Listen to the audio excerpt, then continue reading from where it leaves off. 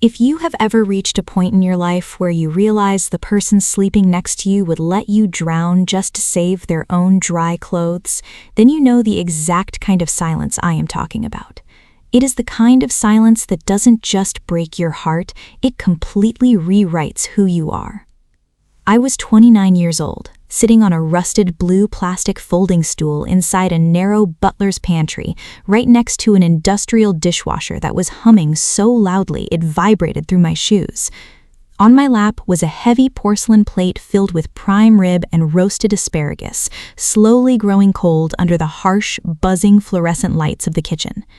Just 12 feet away, behind a thick, soundproofed mahogany pocket door, 60 of the most prominent families in our city were clinking crystal glasses, laughing at inside jokes, and toast-raising my mother-in-law, Evelyn Vance. I could hear the faint, muffled melody of a live string quartet playing a classical arrangement of A Christmas Carol. I was wearing an emerald green silk dress that I had saved up for months to buy, a dress I thought would finally make me look like I belonged in their world. Instead, I was tucked away out of sight, like an embarrassing stain they didn't want their high society donors to see. My husband, Austin, was sitting out there at the main table. He had an empty chair right next to him, a chair that had my name neatly printed on a silver-embossed place card just an hour prior, before his mother noticed it.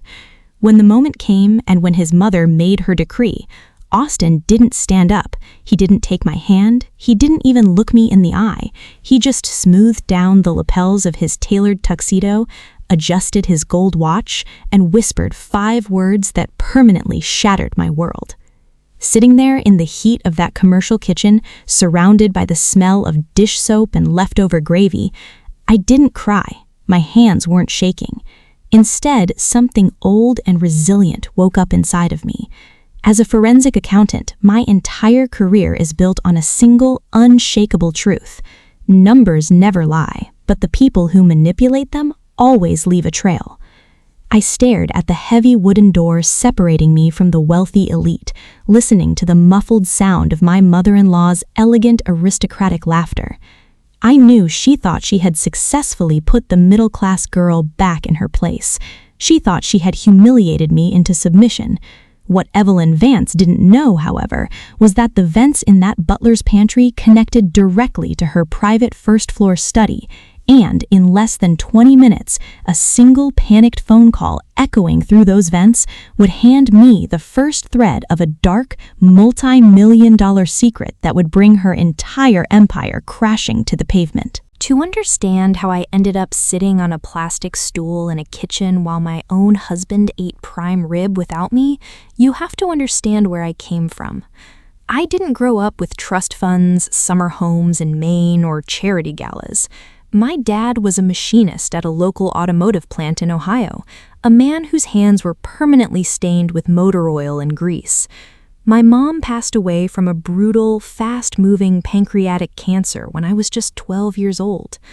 After she died, I watched my dad sit at our worn laminate kitchen table every single Sunday night, surrounded by medical bills, utility notices, and a yellow legal pad. He would balance our budget down to the exact penny, his tired eyes squinting under a single dim light bulb. He used to look over at me, rub his rough hands together, and say, "Clara, the world is always going to try and tell you what you're worth based on what's in your pockets. But if you know how to read the numbers, nobody can ever trick you. The math doesn't care about their fancy words." That table became my classroom. I learned to love the absolute certainty of numbers. When everything else in my life felt chaotic and grief-stricken, a balanced ledger was a promise that things could be made right. I put myself through college working 40 hours a week at a local bank registry, eventually earning my degree and my certification as a forensic accountant. I built a reputation for being the person companies called when millions of dollars mysteriously vanished into thin air. I could trace a hidden wire transfer through 3 different offshore shell companies before most people finished their morning coffee. Then, I met Austin Vance. We met at a small, quiet coffee shop 3 blocks from my office city center. He had spilled his dark roast all over his laptop sleeve, and I had handed him a pack of wet wipes from my purse. He was soft-spoken, incredibly polite, and possessed a gentle, almost hesitant demeanor that immediately drew me in. Unlike the aggressive, arrogant men I often encountered in corporate courtrooms, Austin seemed entirely unpretentious. When we started dating, he told me his family ran a historic charitable foundation, the Vance Family Trust, which funded children's medical research and urban development projects across the state. He spoke about his mother, Evelyn, with a deep, almost frightened reverence. "She's a very particular woman, Clara," he told me over dinner one night during our 4th month of dating. He reached across the table and took my hand, his palm smooth and uncalloused. "She handles everything, the estate, the foundation, our family's public image. Sometimes she can be intense, but she just wants to protect our legacy. I just want a simple life, with you." I believed him. I mistook his passive compliance for humility. Because I had lost my own mother so early, there was a quiet, desperate part of me that craved the structure of a big, established family. I wanted Sunday dinners, holiday traditions, and a mother figure, even if that figure was an intimidating matriarch who lived in a historic stone mansion surrounded by wrought iron gates. When Austin proposed, Evelyn insisted on a meeting at her estate before the announcement could be made public. I remember walking into that massive formal living room, my heels clicking softly on the imported Persian rugs. Evelyn was sitting on a high-backed velvet armchair, holding a delicate teacup. She didn't stand up to greet me. She looked me up and down, her gaze lingering on my off-the-rack trench coat and my modest engagement ring. "Clara," she said, her voice smooth, low, and perfectly modulated like a seasoned classical actress, "Austin is a very sensitive boy. He is accustomed to a specific caliber of lifestyle, a specific circle of associates. Our family name has stood for philanthropy and integrity in this state for nearly a century. We are happy Austin has found a companion, but you must understand that entering this family requires a certain level of discretion. We do things a certain way here." Before the wedding, her lawyers presented me with a brutally restrictive prenuptial agreement. It stated that in the event of a divorce, I would receive absolutely nothing. No alimony, no share of the Vance estate, no claim to any assets Austin held. Austin looked incredibly uncomfortable when the papers were placed on our kitchen table, but he pleaded with his eyes. "Just sign it, honey. It's just a formality for my mother's peace of mind. We love each other. We are never getting divorced anyway, right?" I signed it without a single objection. I wanted to prove to Evelyn and to Austin that I wasn't after their historic name or their multi-million-dollar foundation. I loved Austin for the quiet, gentle man I believed he to be. I trusted that over time, my hard work, my deep devotion to her son, and my quiet respect for their family rules would eventually melt her icy exterior. But I didn't know what was coming next. The cracks in the foundation of my marriage didn't appear all at once. They showed up in tiny, subtle shifts over the 3 years we were married. Whenever Austin and I were alone in our modest townhouse, he was sweet and attentive. But the moment we crossed the threshold of his mother's estate, his spine seemed to dissolve. He became a shadow, moving silently through his mother's rooms, never speaking unless spoken to, constantly looking at her for silent approval. Evelyn's passive-aggressive comments became a regular background noise in my life. At family brunches, she would comment on my choice of career, calling it a rather dry administrative trade for a young woman. When I offered to help with the foundation's annual reports, she would laugh softly, a dismissive sound that always made my blood run cold. "Oh, thank you, Clara, dear, but our accounts are handled by a private, historic firm that specializes in high-net-worth legacies. A corporate auditor's eye is a bit too clinical for charitable work." It all came to a devastating head on the night of the Vance family holiday gala. It was the absolute crown jewel of Evelyn's social calendar. The mansion was decorated with 12-foot pine trees, thousands of white fairy lights, and live evergreen garlands that filled the grand foyer with a rich, heavy scent. The city's elite, senators, real estate moguls, and old money families were arriving in long black town cars, their silk and fur coats filling the coat room. I had spent weeks preparing for the night. I had carefully selected an elegant emerald green gown, styled my own hair, and made sure Austin's tuxedo was perfectly pressed. When we arrived, Austin immediately left my side to greet a group of board members near the grand staircase. I stood near the edge of the ballroom, holding a glass of mineral water, trying my best to smile and look comfortable. About 30 minutes before dinner was scheduled to be served, Evelyn walked over to me. She was flanked by her close social circle, 2 women dripping in diamonds who looked at me as if I were a piece of lawn furniture that had been left indoors by mistake. "Evelyn," said Clara, her voice dropping to that perfectly controlled whisper that somehow managed to carry across the room. She reached out and patted my arm, but her fingers were cold, pressing down hard into my skin. "A slight administrative oversight has occurred. The senator and his wife arrived unexpectedly, and we are completely out of place settings at the main tier of tables." I blinked, trying to keep my smile steady. "Oh, that's fine, Evelyn. I can easily sit at one of the secondary tables near the balcony. I don't mind at all." Evelyn's smile didn't reach her eyes. Her expression remained entirely smooth, like polished marble. "You misunderstand me, dear. The secondary tables are fully occupied by our primary corporate donors, and frankly, looking at the layout, having someone from your background trying to navigate the conversation at those tables would be a bit awkward for everyone involved. It doesn't quite match the aesthetic we've curated for our high society donors tonight." The room felt suddenly devoid of oxygen. I stared at her, my throat tightening. "Evelyn, what are you saying?" She said, her tone as casual as if she were discussing the weather.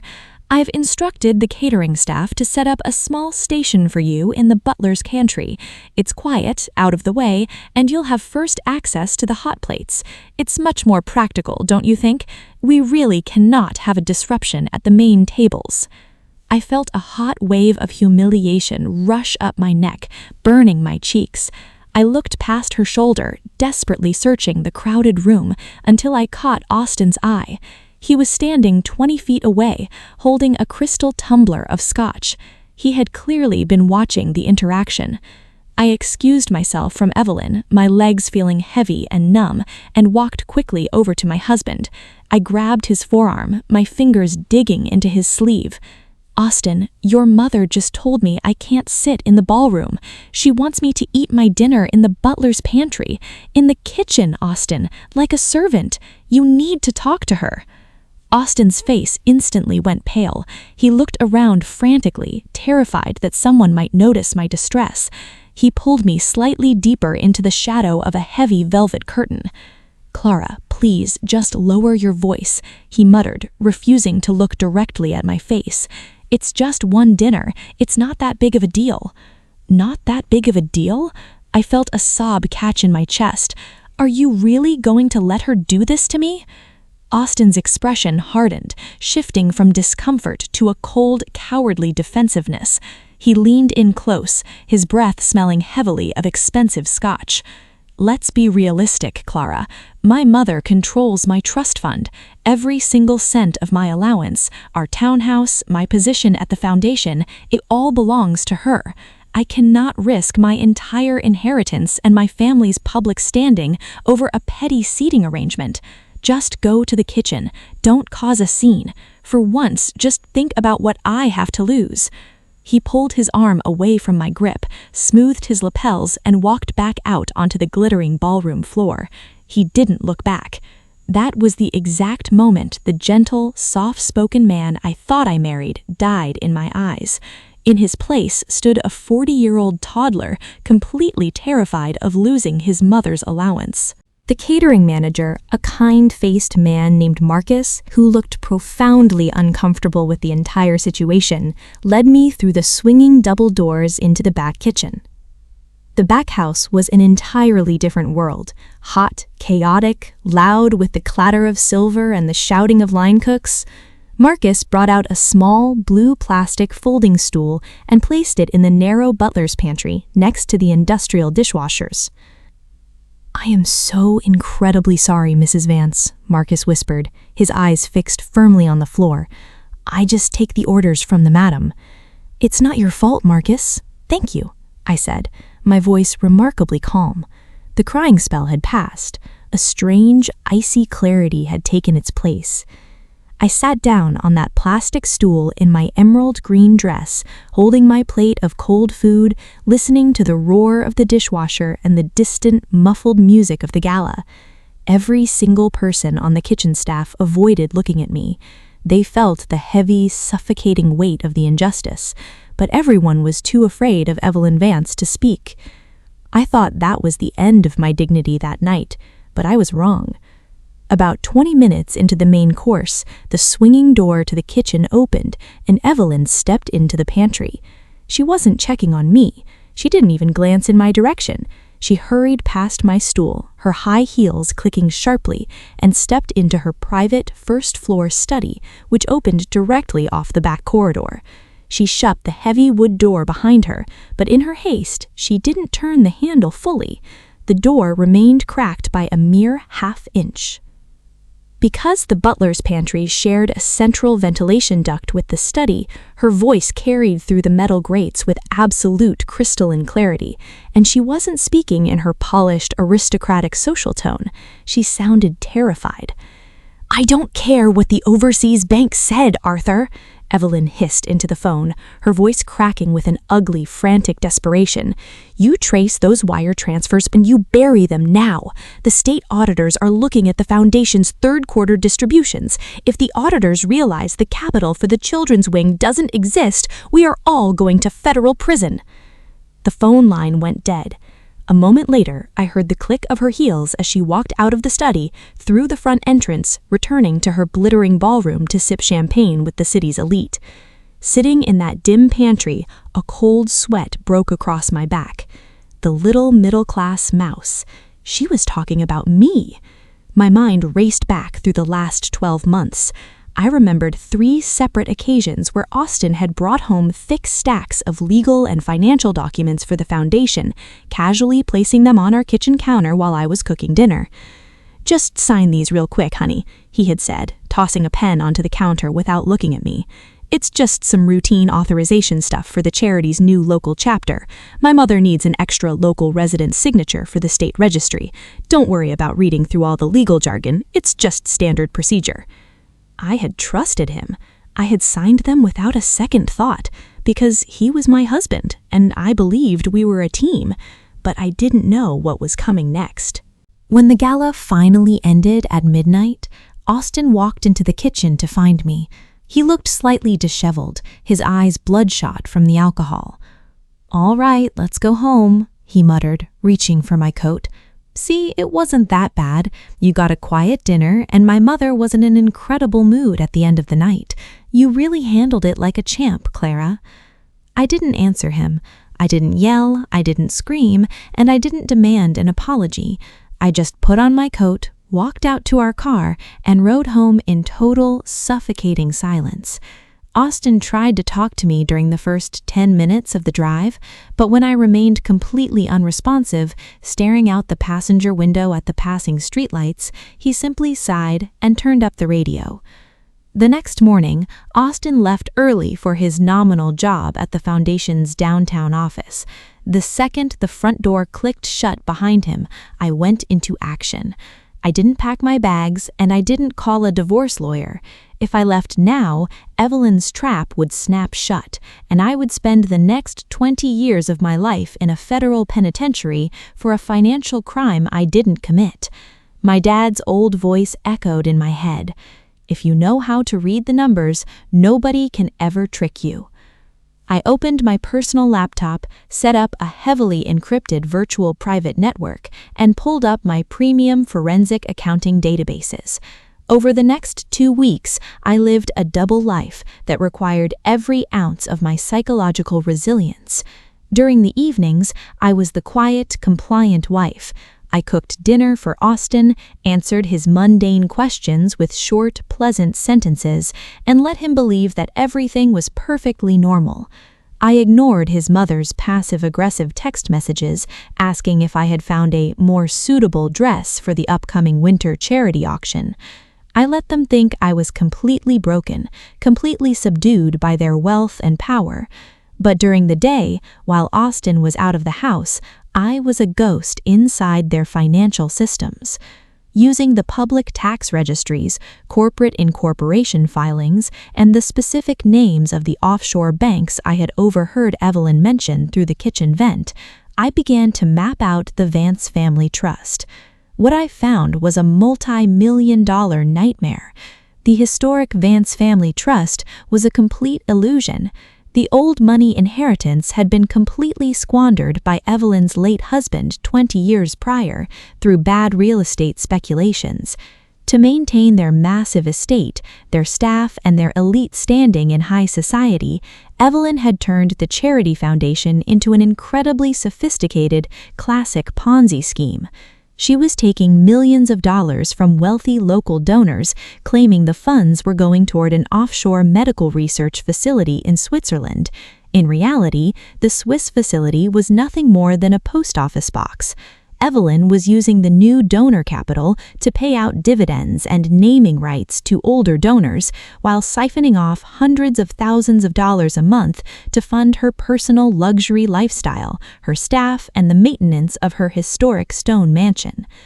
But the most terrifying discovery came when I pulled the official state regulatory filings for a newly formed entity called Vance Global Philanthropies LLC.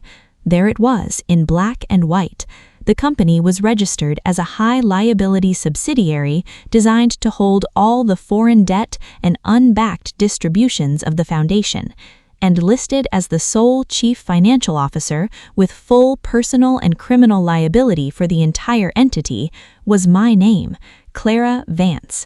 Below my name were scanned copies of my signatures taken directly from those routine papers Austin had casually tossed on our kitchen counter while I was making dinner. They hadn't just humiliated me, they had systematically set me up to be the criminal scapegoat for a $40 million federal fraud case. That was when everything changed. 3 weeks after the holiday gala, Austin came home from work holding a massive, beautifully wrapped white box tied with a thick silk ribbon. He had a nervous, overly bright smile on his face, an expression he always wore when he was trying to manipulate me into something. He placed the box on the dining table and pulled me into a hesitant embrace. "Open it, honey," he said, his voice dripping with a sudden, uncharacteristic warmth. "Go ahead, it's a gift from my mother." I untied the ribbon and lifted the heavy cardboard lid. Inside was a stunning, incredibly expensive designer gown made of midnight blue velvet, detailed with intricate silver embroidery. It was easily a $5,000 dress. "My mother feels absolutely terrible about the seating mix-up at the holiday gala," Austin said, leaning against the table, his eyes watching my face intently for any sign of suspicion. "She wants to make it up to you. The annual Vance charity auction is this Friday night at the Grand Ballroom downtown, and she wants you there, right by our side. She even arranged for a professional camera crew to live stream the event for our international donors. She wants you to look your absolute best, Clara. She wants everyone to see that you are an official part of the Vance legacy." I touched the soft velvet of the dress, my fingers tracing the silver threads. A normal person might have seen this as a beautiful gesture of reconciliation, a sign that my patience had finally paid off and that his mother was finally accepting me into the family. But as I looked at the dress, all I could see was a costume for a public execution.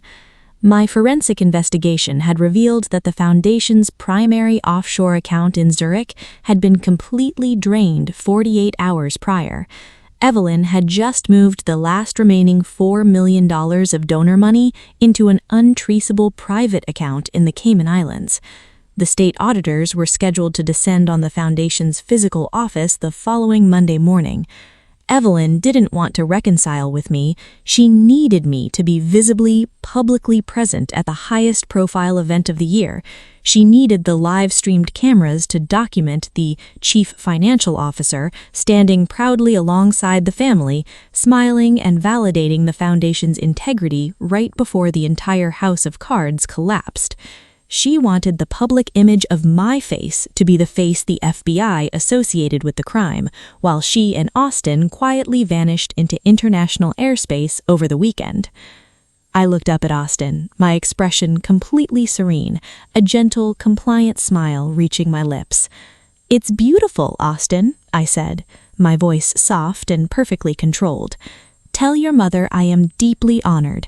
Tell her I will be right there in the front row and I will make sure everyone sees exactly what the Vance family represents." Austin let out a long, audible sigh of relief, his shoulders visibly dropping. He stepped forward and kissed my cheek. "Thank you, Austin. I knew you'd understand. We're going to have an incredible night." As he walked away to change out of his suit, I reached into my pocket and touched my phone. I pulled up an encrypted messaging app and sent a single, short text to a secure, unlisted number I had been communicating with for the past 10 days. "The target has finalized the international wire transfers. The public event is Friday night at 8. The trap is set." The evening of the Vance charity auction arrived with a crisp, freezing wind that rattled the glass windows of the grand ballroom downtown.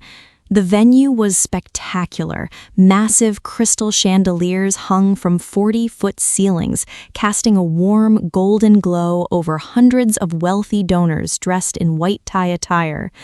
A local news crew was stationed near the entrance, interviewing prominent guests, while 3 large professional cameras on mechanical cranes live-streamed the entire event to thousands of viewers online. I walked into the ballroom wearing the midnight blue velvet dress Evelyn had bought me. My hair was styled elegantly, and my posture was completely upright. For the first time in 3 years, I didn't feel any anxiety or fear in this room. I knew exactly who these people were, and more importantly, I knew exactly what was hiding beneath the glittering surface.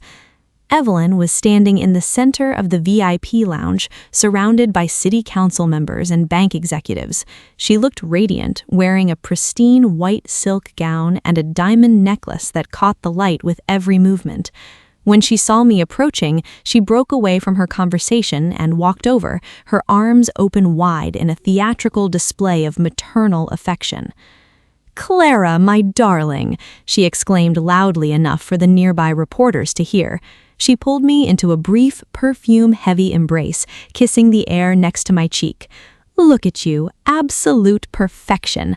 I told Austin that blue would match your quiet demeanor beautifully. Tonight is a historic night for our foundation, and I am so glad you are here as our official CFO to witness our greatest achievement." "Thank you, Evelyn," I said, my voice steady, my eyes locking onto hers without flinching. "It certainly is going to be a historic night, one that nobody in this room will ever forget." Austin stood right behind her, holding 2 glasses of champagne, a smug, relaxed grin plastered across his face.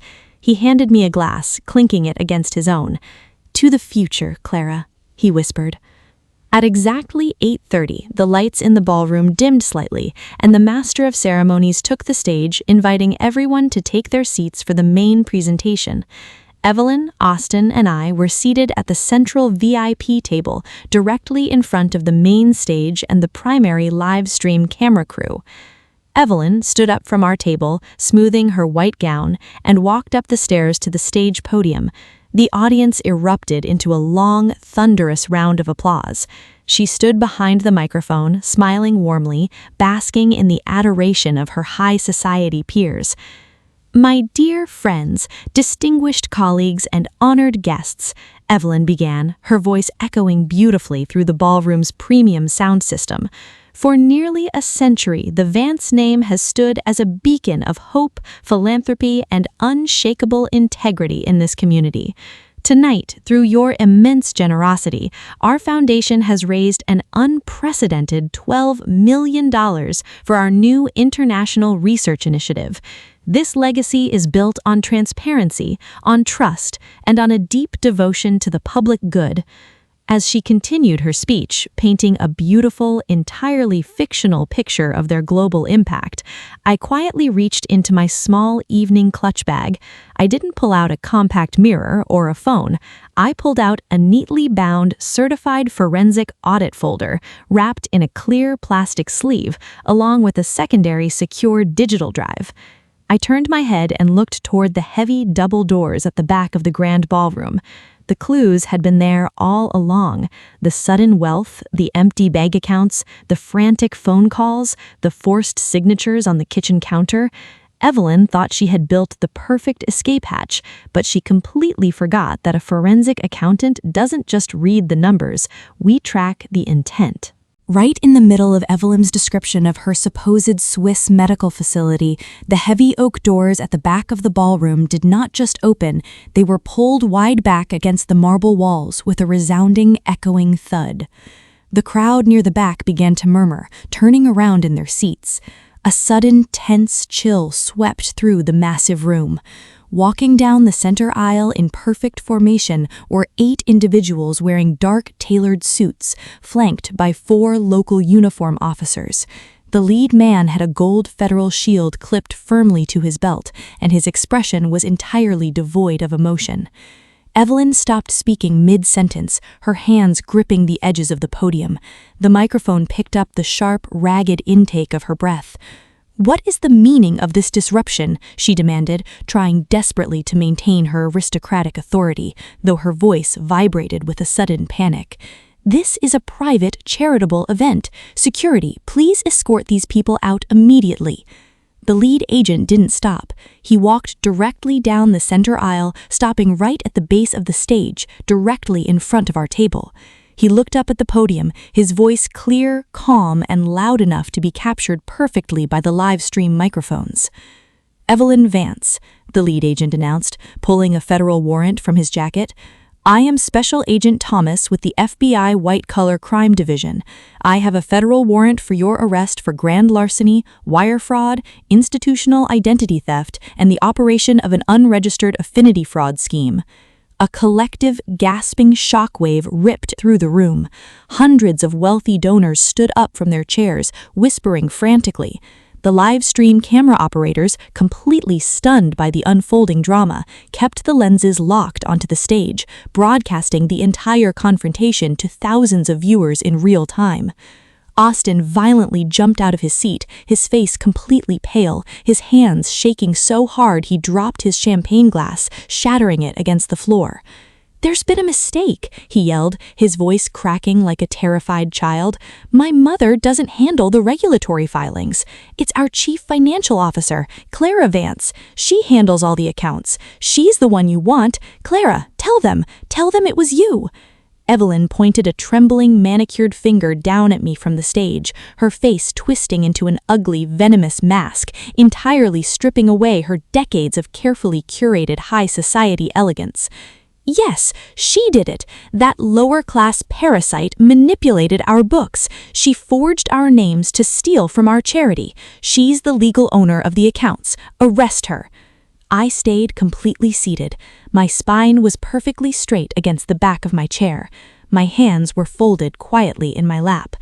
I looked up at my mother-in-law and then over at my cowardly husband with an expression of total, icy detachment. I slowly stood up from the table. I didn't scream, I didn't cry, and I didn't show a single ounce of anger. I walked 2 steps forward and handed the neatly bound forensic folder and the secure digital drive directly into the hands of Special Agent Thomas. "Special Agent Thomas," I said, my voice calm, steady, and entirely audible throughout the quieted ballroom. "Inside this folder is the complete certified forensic audit tracing every single wire transfer Evelyn Vance executed over the last 5 years. On that drive, you will find the original digital metadata proving that my signatures were systematically forged by Austin and Evelyn Vance using an automated tracing software on their home computer. You will also find the audio recordings of Mrs. Vance detailing her plan to use my identity as a criminal fallback while she liquidated the remaining $4 million to a Cayman account 48 hours ago. I turned around to face the stage, looking directly into Evelyn's frozen, wide eyes. "You made me eat on a plastic stool in the kitchen because you thought my middle-class presence wasn't clean enough for your silver. But while I was sitting down there in the dark, I had full access to your router, your trash logs, and your network. I cleaned up your mess. The FBI has the real books now." The ballroom descended into utter, unbridled chaos. 2 female federal agents stepped up onto the stage, took Evelyn's arms, and pulled them behind her back, clicking heavy steel handcuffs around her wrists. She began to scream, an ugly, unhinged sound that echoed off the crystal chandeliers as her white silk gown was wrinkled by the grip of the law. She was led down the stairs and down the center aisle in front of the flashing cameras of the local press crew she had invited to document her glory. Austin fell completely to his knees on the floor, surrounded by the shards of his broken champagne glass. He grabbed the hem of my midnight blue dress, tears streaming down his face, his voice cracking with a pathetic desperation. "Clara, please, I beg you," he sobbed, his entire body trembling. "I'm your husband. We're a team. You can fix this with your accounting credentials. You can tell them it was a misunderstanding. I only did what my mother told me to do. I didn't have a choice." I looked down at him, feeling absolutely no anger, no hatred, and no desire for revenge. All I felt was a profound, liberating pity. I reached down, peeled his smooth, uncalloused fingers off the fabric of my dress, and slowly slid my platinum wedding band off my finger. I dropped the ring into his half-empty glass of champagne sitting on the table. "You had a choice every single day, Austin," I whispered to him, my voice entirely flat. "You chose your mother's allowance over your wife's human dignity. Now you can see what that allowance is actually worth." I walked away from the table, my head held high, stepping past the stunned, silent crowds of the city's elite. I pushed open the heavy oak doors and walked out into the crisp, clean night air, taking the first deep breath of freedom I had experienced in 3 years. Because I had acted as the primary federal whistleblower, and because my forensic data was so flawlessly executed, the Department of Justice granted me absolute transactional and criminal immunity. I filed for an immediate divorce the following Monday morning, legally stripping myself of the toxic Vance name and reverting back to my father's name. The legal consequences for the Vance family were swift and absolute. Evelyn Vance pleaded guilty to multiple counts of wire fraud, grand larceny, and institutional identity theft to avoid a maximum life sentence. She was sentenced to 12 years in a federal penitentiary, her name permanently ruined, her social standing wiped out. The historic stone mansion, the luxury cars, and every single asset belonging to the Vance estate were seized by federal marshals and liquidated at public auction to pay back the millions of dollars stolen from the elderly investors and legitimate charity donors. Austin, exposed completely as an active accomplice to his mother's financial crimes and fraud, lost his trust fund, his position, and his home. Because of his lesser role and his cooperation during the final deposition, he avoided long-term prison time, but was sentenced to 5 years of federal probation and ordered to pay $3 million in personal restitution. He was forced to move into a tiny, run-down studio apartment on the industrial side of the city, working a low-wage, entry-level data entry job just to cover his basic living expenses and his monthly legal penalties. It has been 2 years since that freezing winter night at the Grand Ballroom, and my life looks completely different now. I moved away from the heavy, suffocating atmosphere of that city, relocating to a beautiful, quiet coastal town in New England. I used my savings and my vindicated professional reputation to open my own independent forensic consulting firm, helping small businesses and innocent individuals protect themselves from corporate manipulation and financial fraud. I live in a small, historic cottage that sits right on the edge of the water. It doesn't have grand chandeliers, velvet armchairs, or wrought iron gates, but it has massive windows that let in the warm, natural morning sunlight and a beautiful wooden dining table that I bought with money I earned entirely with my own 2 hands. Sometimes, on quiet Sunday evenings, I sit at that table with a cup of hot coffee, listening to the peaceful sound of the ocean waves crashing against the shore. Looking back, I realize that the greatest lesson my father ever taught me wasn't just how to balance a ledger. It was the understanding that your dignity is something no one can ever take from you unless you choose to give it away. Evelyn Vance thought she could define my worth by placing a plastic stool in a kitchen, but in the end, the numbers did exactly what they have always done. They cleared away the illusions, they punished the greedy, and they proved that the truth will always find a way to sit at the head of the table.